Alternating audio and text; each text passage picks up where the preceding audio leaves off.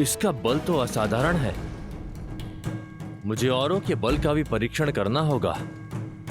लंकेश इन सूचनाओं से बहुत प्रसन्न होंगे।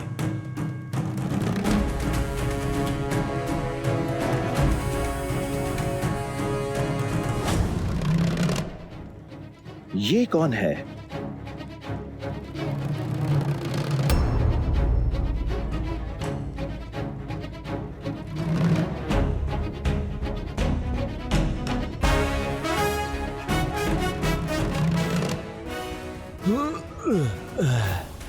इतनी भारी गदा से जो युद्ध करता होगा वो स्वयं कितना भारी होगा।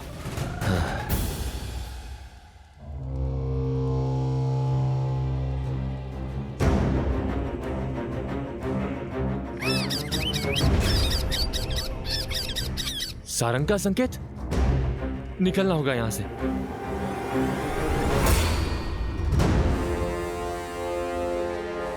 कौन हो तुम? आपकी सेना का वानर हूं महाराज। वानर तो नहीं हो, इतना तो मैं जानता हूं। अपने वास्तविक स्वरूप में आओ, वरना इसी स्वरूप में परलोक पहुंचा दूंगा।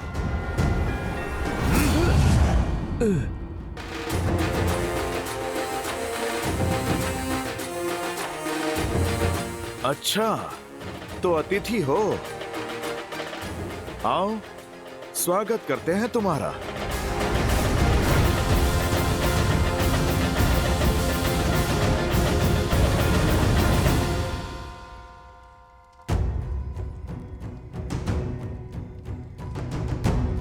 परंतु ऐसे तो 100 योजन का समुद्र पार करने में 10 दिवस से भी अधिक का समय लग जाएगा वानरराज।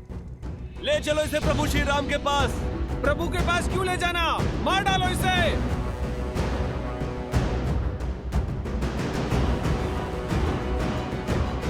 क्या बात है हनुमान? प्रभु, ये राक्षस गुप्तचर हमारे शिविर में सेंध कर रहा था।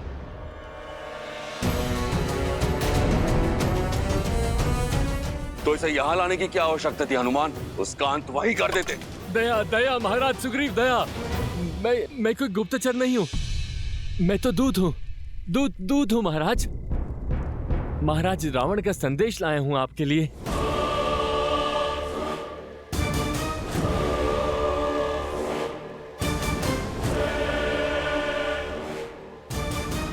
मेरे लिए? क्यों? क्योंकि एक राजा का संदेश दूसरे राजा के लिए। क्या संदेश भेजा है रावण ने? महाराज रावण ने कहा है कि सुग्रीव, आप वीर हैं, आप अपने भाई बाली के भांति शक्तिशाली हैं, संपन्न परिवार से हैं, पर इस वनवासी के साथ दर दर क्यों भटक रहे हैं?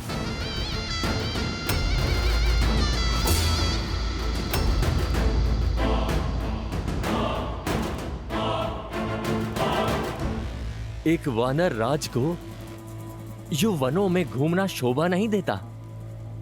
जाइए, अपने राज्य को लौट जाइए, वहां के वैभव का आनंद उठाइए।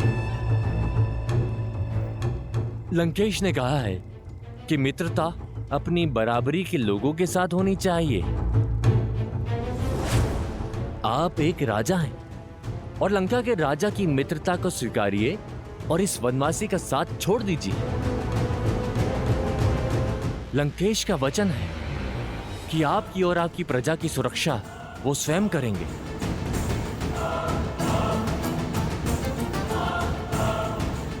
सुनिश्चित करेंगे कि किष्किंधा सदा फलता फूलता रहे और आप पर कभी कोई आंच ना आए। आपका तेज कभी कम ना हो।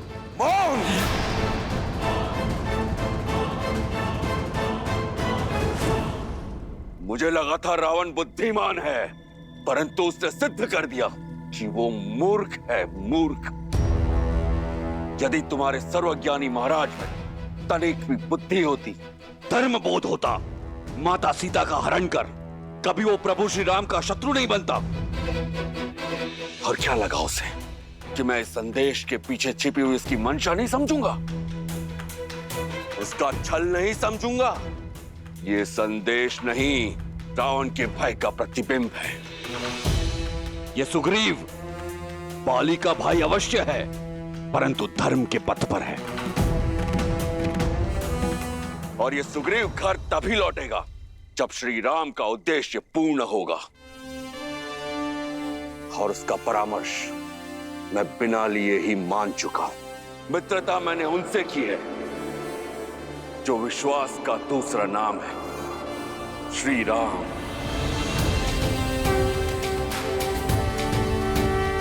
श्री राम को छोड़ विश्वासघाती रावण से कभी हाथ नहीं मिलाएगा ये सुग्रीव। आपके चरणों में ही इसे दंड मिलना चाहिए प्रभु। हाँ, गुप्तचर है ये, मार दो इसे। हाँ हाँ, इसका वध कर दो। मार दो इसे, मार दो, मारो इसे, मारो मारो इसे।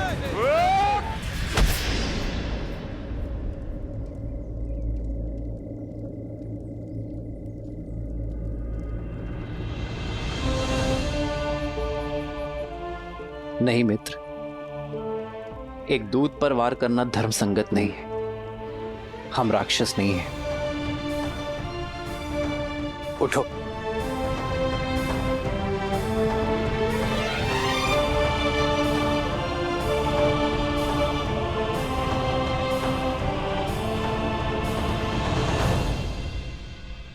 प्रभु, मैं अपने भाई रावण और उसके छल को भली भांति जानता हूं।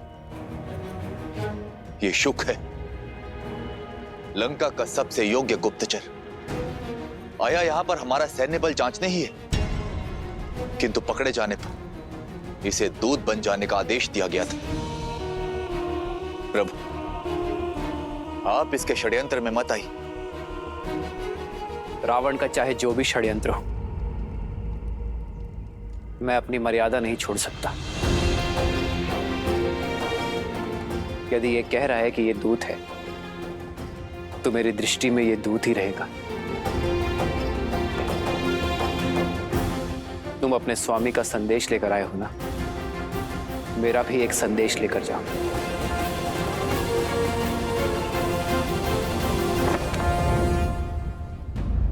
माता, आपने मुझे स्मरण किया। मैं तुम्हारी ही प्रतीक्षा कर रही थी पुत्र। मैंने जो सुना, क्या वो सत्य है? राम की सेना का भेद लेने वाला गुप्तचर शुक पकड़ा गया। अब ये मत कहिएगा कि एक गुप्तचर के लिए आप चिंतित हैं। नहीं मेघनाथ, मेरी चिंता का कारण कुछ और ही है। आशा करती हूँ कि वो सत्य ना हो। क्या है वो कारण, बताइए मुझे। विभीषण ने कहा था, राम श्री विष्णु के अवतार है। माता, उन्होंने तो ये भी कहा था कि नारायण उनकी रक्षा करेंगे। सत्य तो ये है कि चाचा श्री दुर्बल है, और दुर्बल व्यक्ति केवल कल्पनाएं किया करते हैं। और उस व्यक्ति पर क्या विश्वास करना जो स्वयं एक विश्वासघाती हो। उन्होंने ये केवल लंका के सैनिकों का मनोबल गिराने के लिए कहा है। आशा है ऐसा ही हो मेघनाथ, किंतु कहीं विभीषण के कहे हुए कथन में अधिक भी सत्य हुआ तो? यदि राम श्री विष्णु के अवतार हुए तो क्या हम साक्षात नारायण से जीत पाएंगे पुत्र? क्या ये हमारा कुल जीवित बच पाएगा? माता, अब आइए।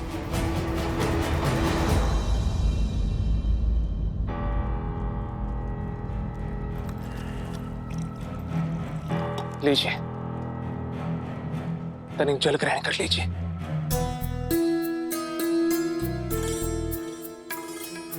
माता, मैं आपकी पीड़ा समझ सकता हूं।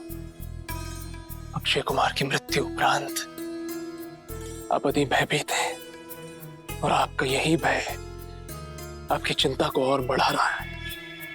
किंतु आप ये मत भूलिए कि अभी आपका ये मेघनाथ जीवित है। मैं हमारे राक्षस कुल को कभी कोई हानि नहीं होने दूंगा। अब निश्चिंत रहिए। क्षमा राजकुमार, महाराज ने आपको स्मरण किया है।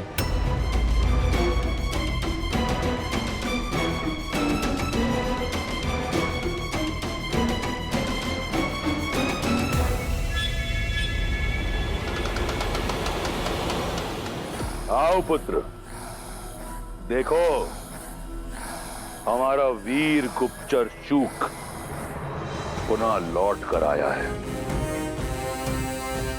राम के बल के बारे में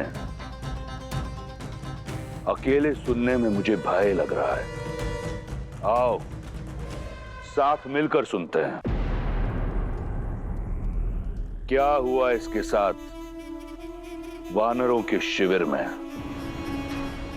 तो बताओ शूक, क्या मूर्खता की तुमने जो तुम पकड़े गए?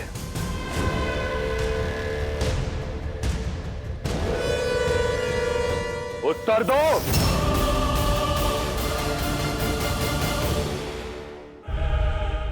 महाराज, मैं उन वानर सेना के बल, अस्त्र और शस्त्रों के विषय में सूचना एकत्रित कर रहा था, लेकिन न जाने कैसे उस वानर हनुमान को मुझ पर संदेह हो गया और उसने मुझे पकड़ लिया। और फिर तुम्हारा आदर सत्कार किया?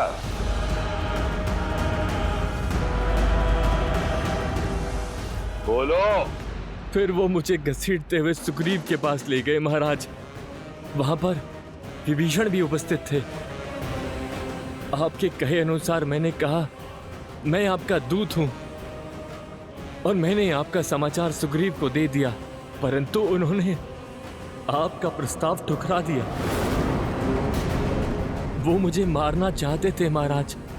वहां पर उपस्थित हर प्राणी मेरे प्राण का शत्रु था, किंतु तुम तो जीवित लौट आए। खरोच तक नहीं लगी तुम्हें। मैं जानने को आतुर हूं कि ऐसा कैसे हुआ। वो जिसकी कभी कल्पना भी ना की थी, वो जो लंका में कभी संभव ना होता, मेरे प्राण छोड़ दिए, मुझे अभय दान दिया श्री राम ने।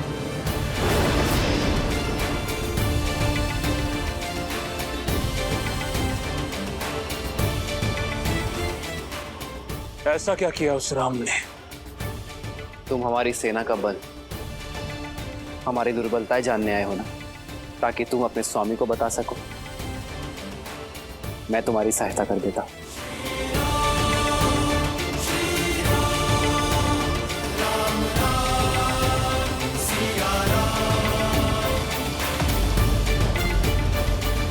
तत्पश्चात वो मुझे शिविर के बीचों बीच ले गए महाराज। देखो, वहां उत्तर में हमारा शस्त्रगार है। यहां वानरों ने कुछ गदाएं और कुछ चट्टानें सहेजी हैं। लंका की भांति मायावी शस्त्रों से सज नहीं है हमारी सेना। और वहां पूर्व में ये छोटा सा ढेर है, वही हमारा भंडार गृह है। लंका की भांति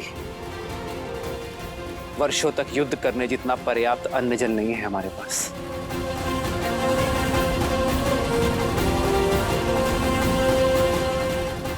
और वो वहां पश्चिम में शिविर है, जो केवल कहने के लिए शिविर है, ना वर्षा से बचाव और ना ही लंका की भांति बड़ी बड़ी भिट्टियां, और संख्या में भी हमारी वानर सेना कोटियों में कम है।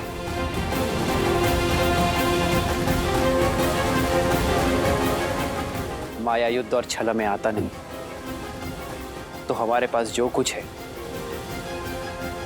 लंका की तुलना में बहुत कम है। जब कुछ नहीं है लंका की तुलना में, तो किस आधार पर वो हमसे युद्ध करना चाहता है? क्या है जो लंका से अधिक है?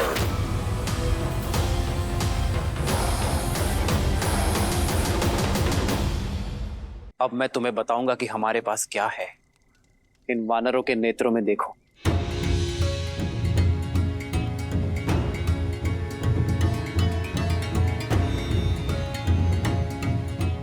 यहां नए कल की आशा दिखेगी, विजय की दृढ़ता दिखेगी और शोषण से मुक्त होने की अग्नि भी।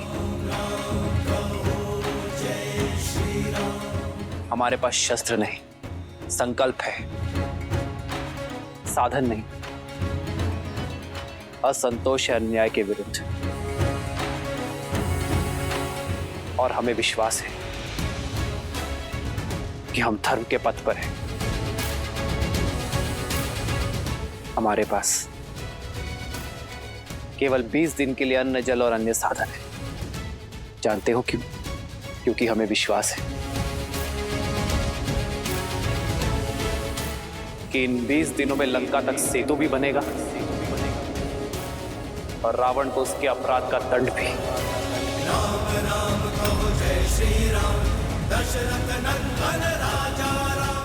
और इन्हीं 20 दिनों में मैं अपनी सीता को मुक्त कर वापस ले आऊंगा।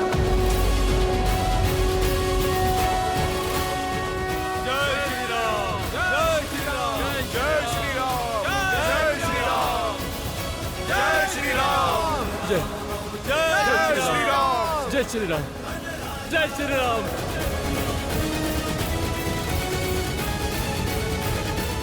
फिर उन्होंने युद्ध नीति के विषय में बताया।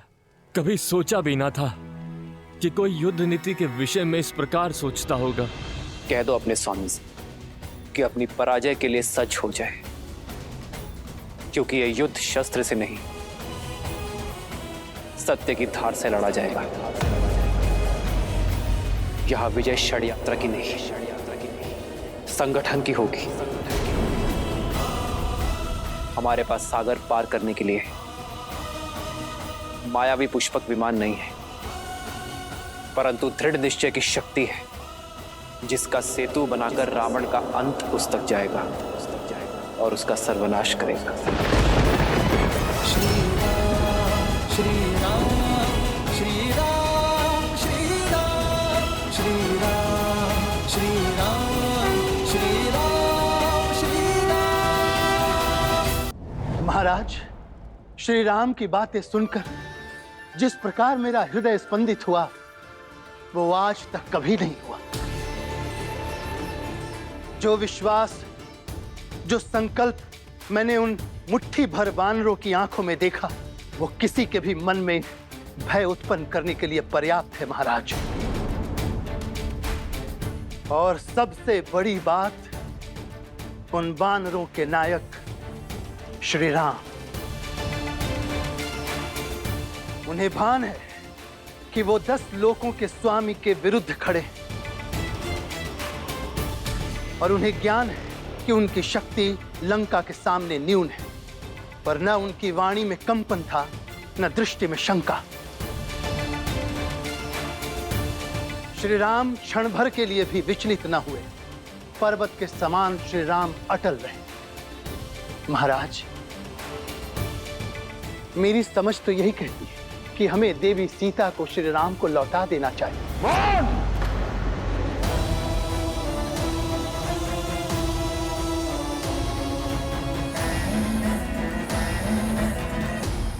केवल राम है वो, एक वनवासी, एक शत्रु, लंका का, लंका की प्रजा का, लंकेश का, शूर्पणखा का, मेरे प्रिय अक्षय कुमार का। अगली बार यदि शत्रु का नाम आदर से लिया तो किसी का नाम लेने योग्य नहीं छोड़ूंगा। तुम्हारी जीभ काटकर, आंखें नोचकर लंका के बीचों बीच खड़ा करूंगा, ताकि लंका वासियों को पता लगे लंका के शत्रु की प्रशंसा करने वाले की क्या दशा होती है। समझे? उस वनवासी का विश्वास अच्छा लगा। समुद्र पर सेतु बांधना चाहता है। करने दो प्रयास, बांधने दो सेतु, आने दो लंका। मैं उसको उसके विश्वास सहित अपने बल के सागर में डुबा दूंगा। नहीं पिताश्री, यदि सेतु बन गया तो राम के विश्वास को नींव मिल जाएगी। उन वानरों का मनोबल कई गुना बढ़ जाएगा। नाग को फन उठाने से पूर्व ही कुचल देना चाहिए। लंका के युवराज को इतनी छोटी सी बात पर विचलित होना शोभा नहीं देता। कौन है वो? मूर्ख वानर और 2 वनवासियों का एक दल। आने दो उसे इस बात का ज्ञात नहीं कि वो अपने मृत्यु की ओर बढ़ रहा है। आने दो उसे। सीता को वचन देकर आया हूं कि राम का शीश काटकर विवाह का उपहार दूंगा उसे। आओ राम, आओ राम।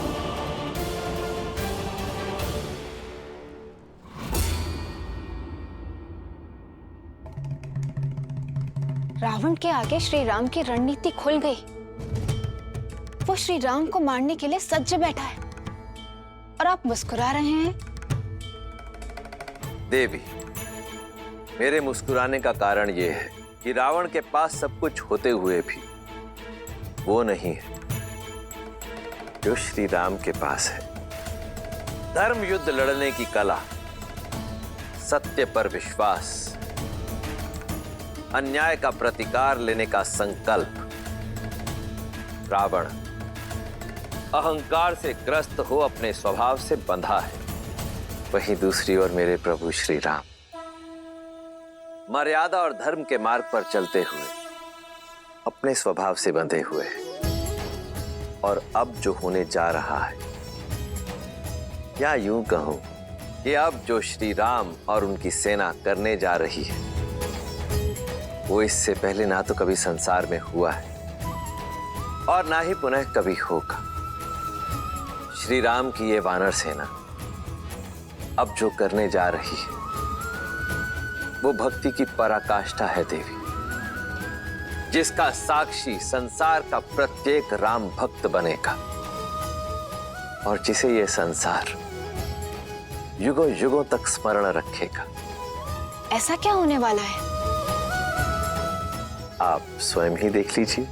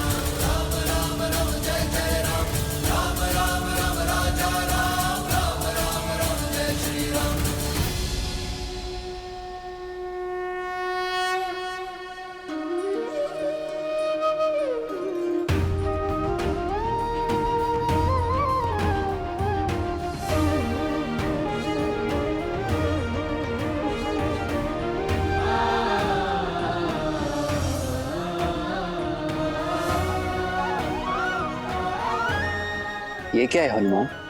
बस हो गया प्रभु, आप स्वयं ही देख लीजिए।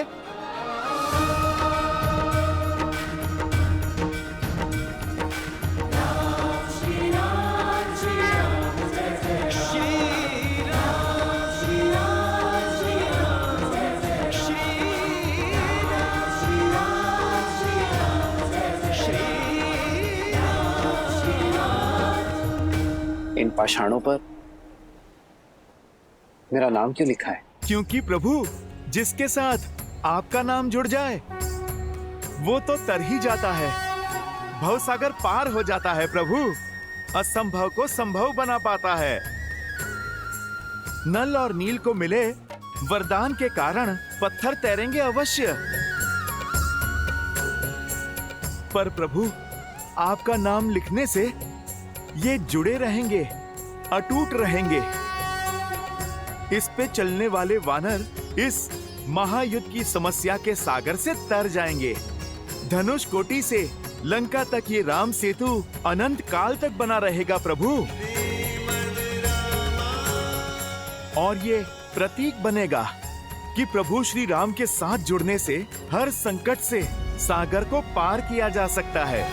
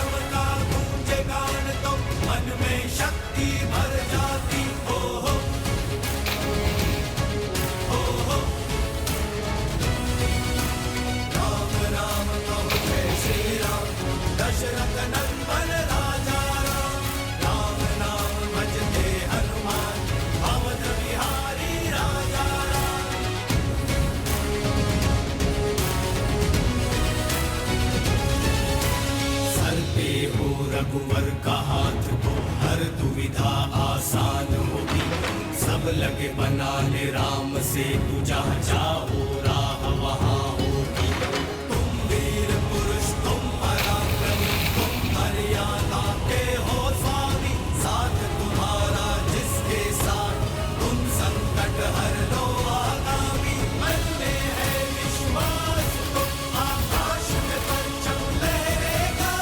जब होगी जीत तो हर दिशा में राम नाम गूंजेगा। होगा सीता राम का मिलन वो पर्वत पिघलेंगे। राम की सेना जीतेगी और ध्वज हवा में लहरेंगे। राम राम कहो जय श्री राम। दशरथ नंदन राजा राम। राम नाम भजते हनुमान अवध बिहारी राजा राम।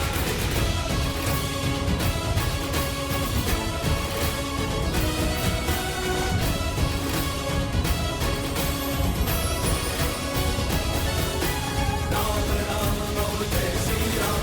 दशरथ नंदन राजा राम। राम नाम भजते हनुमान अवध बिहारी राजा राम।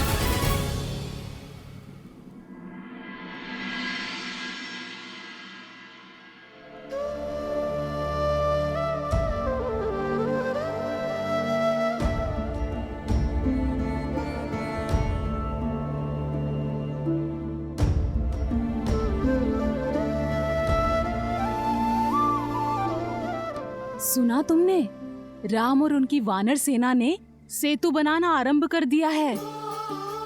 संसार में ऐसा संभव प्रयास कभी नहीं हुआ। सागर पर सेतु। श्री राम।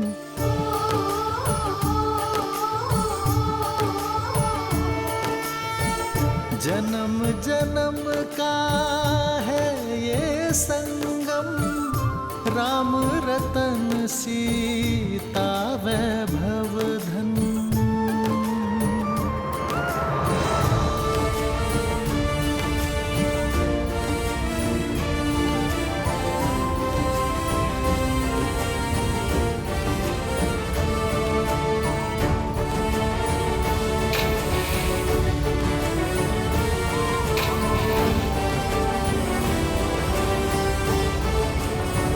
सिया राम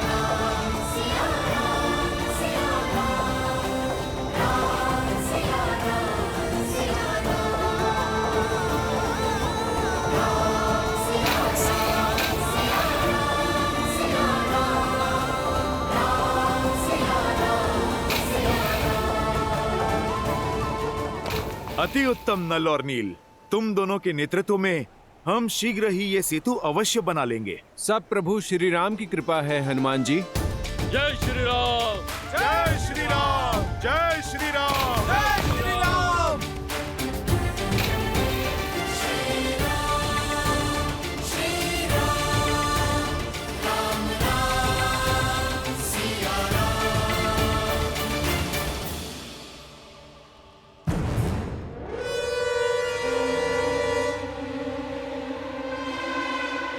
पिताश्री उचित नहीं कर रहे,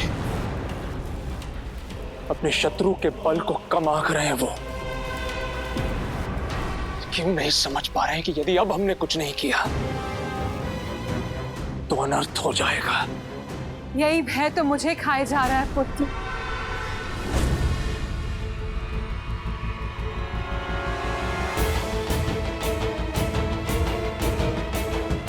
पुनः महादेव की पूजा करते हुए मुझे भी यही आभास हुआ कि महादेव हमें कोई संकेत दे रहे हैं। पुत्र, वो राम कोई और नहीं, नर के रूप में नारायण है। बस कीजिए मां, बस। क्यों एक नर को नारायण बना रही हैं आप? ठीक है, अब आपकी इस चिंता को मैं ही दूर करूंगा। मैं उस राम को लंका में आने ही नहीं दूंगा। ये सिद्ध कर दूंगा मैं कि वो केवल एक तुच्छ मानव है और कुछ भी नहीं। पिताश्री को सूचित किए बिना मुझसे जो कुछ भी बन पड़ेगा मैं करूंगा।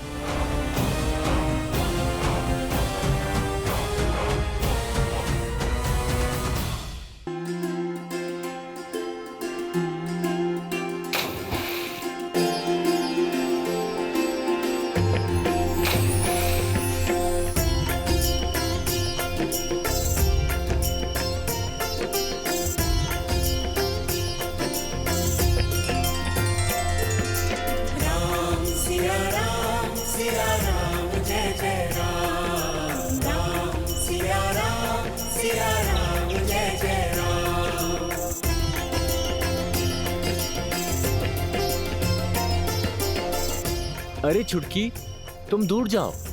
यहाँ किसी पाषाण के नीचे आ जाओगी तो दब जाओगी।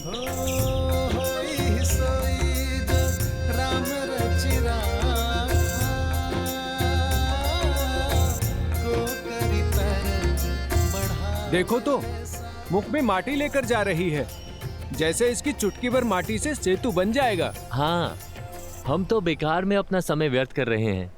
देखो कितनी बार यहाँ से इधर उधर करना पड़ा।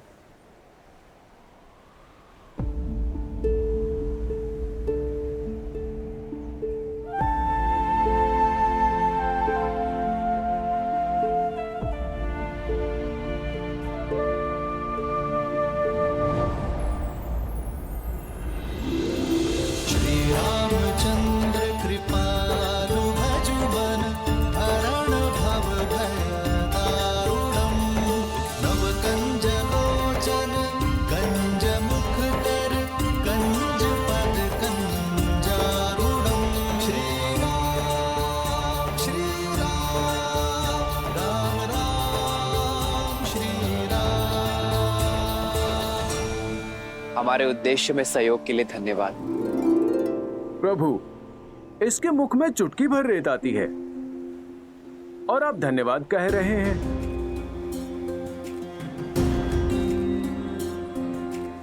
ये छोटी सी गिलहरी क्या सहायता करेगी? ये तो उल्टा हमारा मार्ग बाधित करेगी। महत्वपूर्ण ये नहीं कि कौन कितना सक्षम है, कितनी मात्रा में कार्य कर सकता है। महत्वपूर्ण ये कौन अपनी पूरी शक्ति लगाकर अपना कर्तव्य पूरा करने में लगा है। आप वानर हैं, बलि और कदकाठी में भी बड़े हैं, परंतु इस गिलहरी ने अपने आकार की चिंता ना करते हुए अपना कर्तव्य पूर्ण करने में कोई कसर नहीं छोड़ी।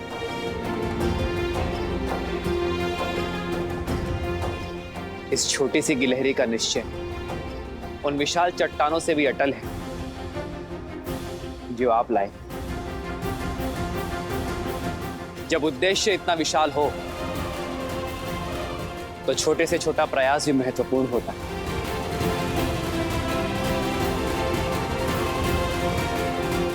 इस गिलहरी के प्रयास का केवल मुझे ही नहीं, आप सभी को सम्मान करना चाहिए। जाओ, अपना धर्म निभाओ,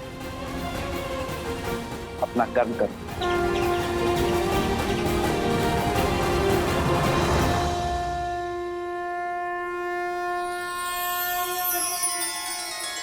भगवान के अवतार का केवल नहीं गुणगान है, कैसे नारायण बने नर इसका। मेरे आभार का प्रतीक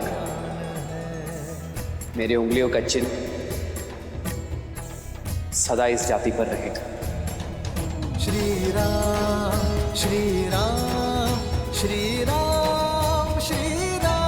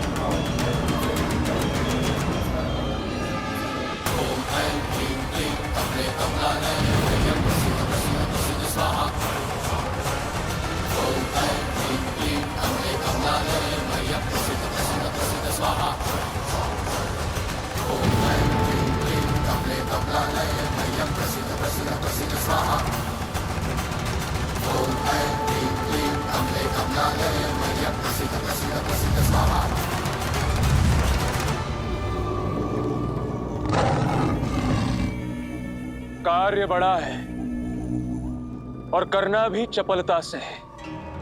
तुम्हारे अतिरिक्त और किसी पर विश्वास नहीं किया जा सकता।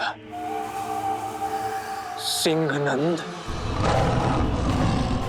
जाओ, अपनी अदृश्य होने की शक्ति का प्रयोग करो, उस राम को खोज निकालो और उसकी हत्या कर दो।